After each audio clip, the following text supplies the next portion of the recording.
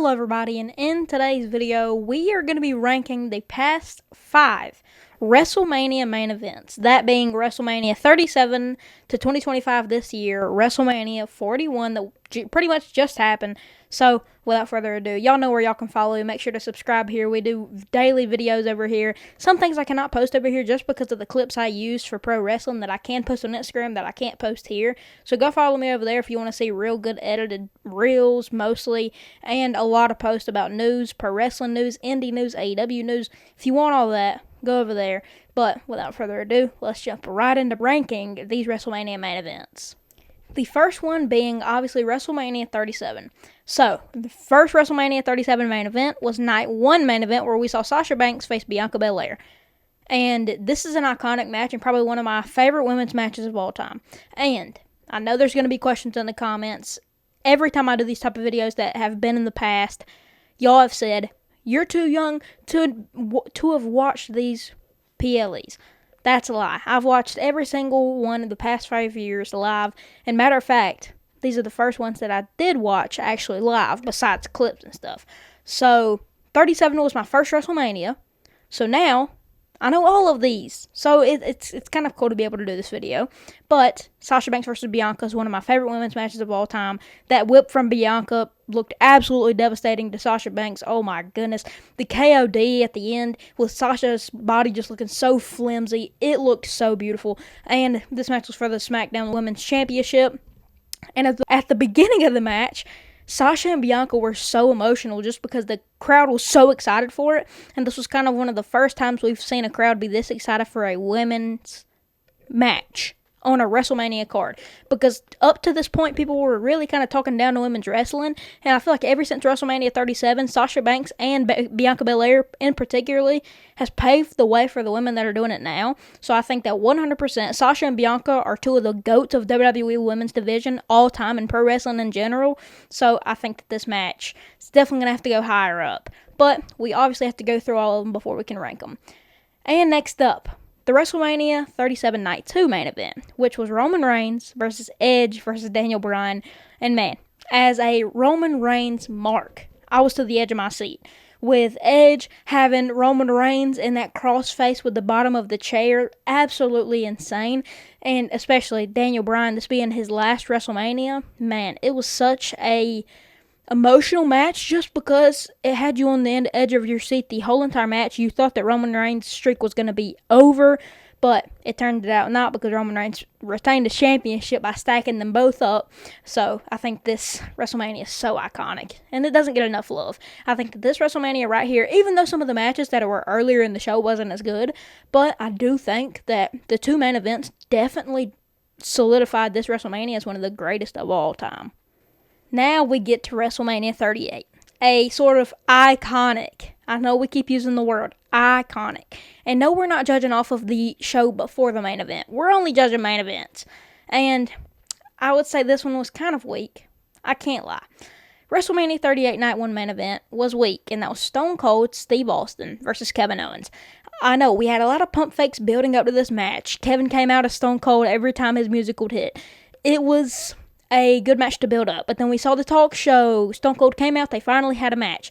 No holds barred match. It was actually pretty good, but it's not something that I would want as my WrestleMania main event, even though it was cool to see Stone Cold back in the ring and actually getting a main event. I thought it was really cool, but I think there were other things on that, especially like Seth Rollins versus Cody Rhodes and Cody coming back to WWE that could have took over this main event besides Stone Cold and Kevin Owens. So I think that was definitely sort of a filler, and it kind of felt like a rushed Night 1. But the Night 2 is whenever it really got good, whenever Brock Lesnar faced Roman Reigns for both of those titles, and whoever won would be the undisputed Universal Champion and the WWE Champion in a winner-takes-all unification match. And that's whenever Roman Reigns would win both of those titles and take the title away from Brock, where eventually we know now as the Undisputed Championship, all gold, in which that was announced to him after he won this belt a couple months after WrestleMania. So I think that, yes, this was an iconic WrestleMania just because we solidified those two championships into one, and then it obviously introduced one for Raw and one for SmackDown, and with the Undisputed one kind of being carried over to both brands, but mostly SmackDown. So, yes, this was a good WrestleMania, but I think in the end of these rankings, I'm going to have to put this one at the bottom, but we'll definitely be able to see at the end. And then WrestleMania 39, honestly, one of my favorites ever. And the night one main event was Jimmy Uso and Jey Uso versus Kevin Owens and Sami Zayn, in which in this match, we saw Jimmy and Jey hold those titles, and it was a whole thing with the bloodline. Roman was holding both of the titles and the Undisputed title, and at one point he was carrying both of those titles and the Undisputed title. Paul was carrying around the Universal and the WWE Championship, and Roman was carrying around the Undisputed Championship, but that only came around for about a month.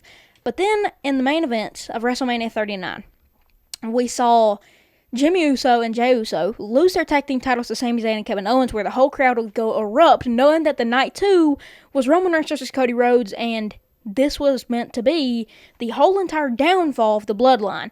But then we got pump faked. I was so scared that WrestleMania, but obviously Roman prevailed, hit Cody with the spear, retained his championship, but then that kind of, caused the downfall of the bloodline. Whenever we saw Roman Reigns get mad at the Usos, why'd you lose championships? You gotta go win those back. All this. And prior to losing at WrestleMania, he was saying, we gotta go get those Raw Tag Team Championships. We gotta do everything.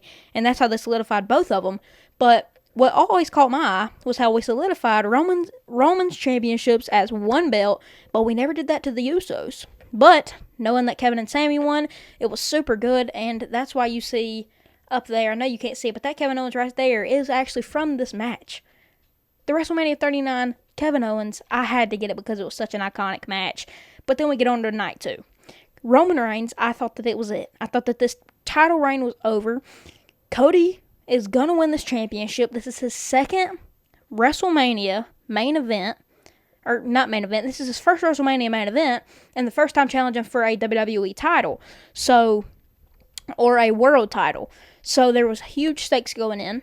Everybody thought, including me, thought that Roman Reigns was going to get took down here, but I still had hope, and the hope retained because Roman Reigns retained. So I'm super glad that Roman did retain, but obviously this is not a booking thing. It's how the WrestleMania the night 2 and night 1 was in general, and I think this one will probably go pretty high. And then we get to arguably the best WrestleMania of all time. WrestleMania 40, which involved Roman Reigns and Cody Rhodes in both the main events. Now, night 1, we saw Roman Reigns and The Rock team up to take on Seth Rollins and Cody Rhodes, and whoever won this, if Cody won, it would not be Bloodline rules, and the Bloodline would be barred from ringside, but if Roman Reigns and The Rock won, then we would see Bloodline rules, which we know we ended up getting, which would be carried on to night 2.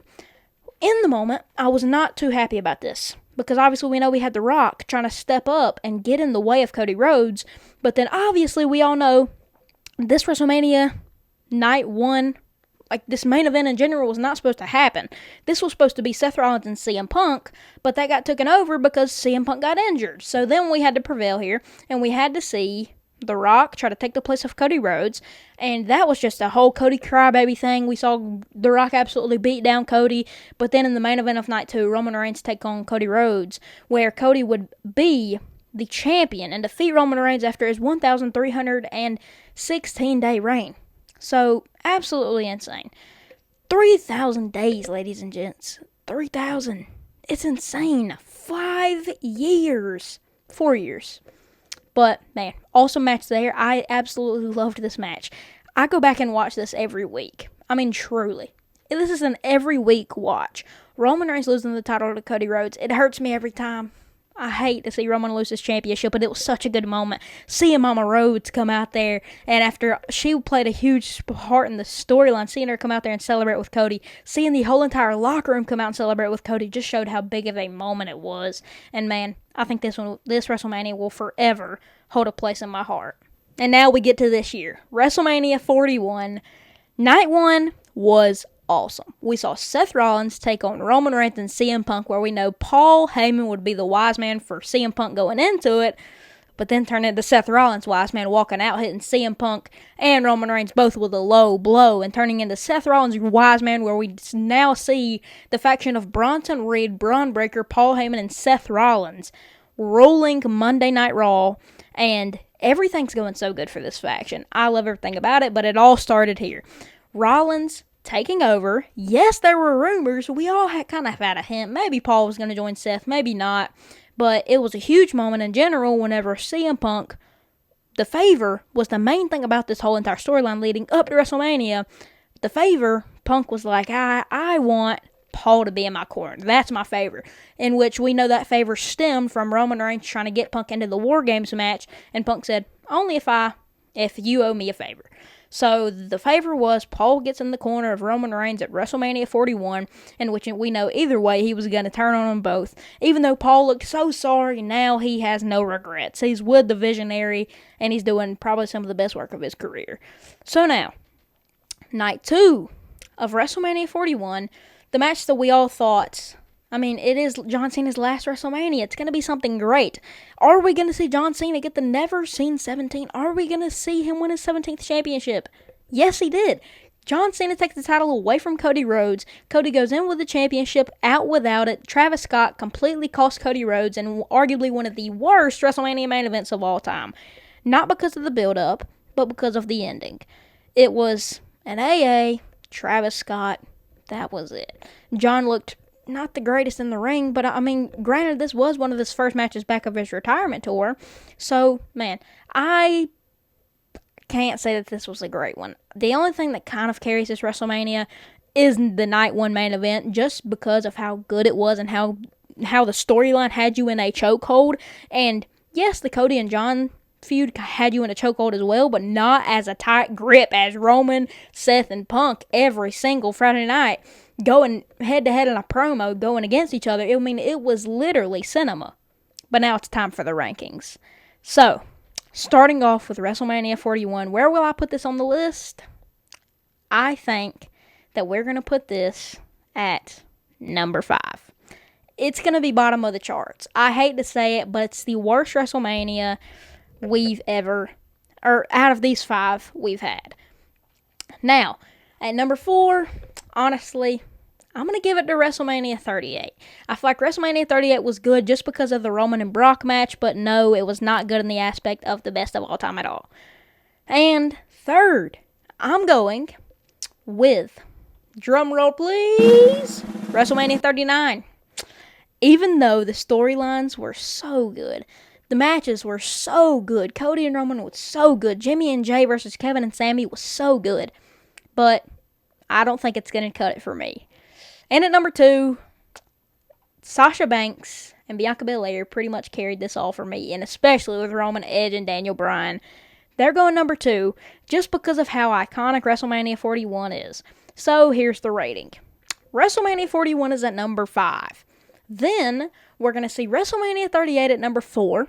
We're going to see WrestleMania 39 at number 3.